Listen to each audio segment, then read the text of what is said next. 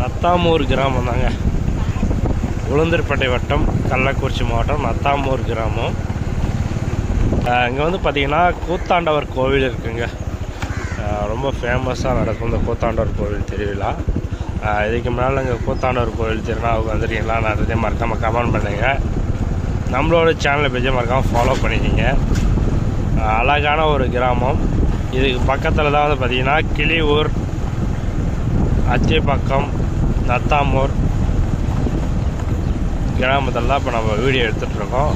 நத்தாமூரில் உரக்கடை, cement கடை, பெரிய கடைங்க இந்த கடை.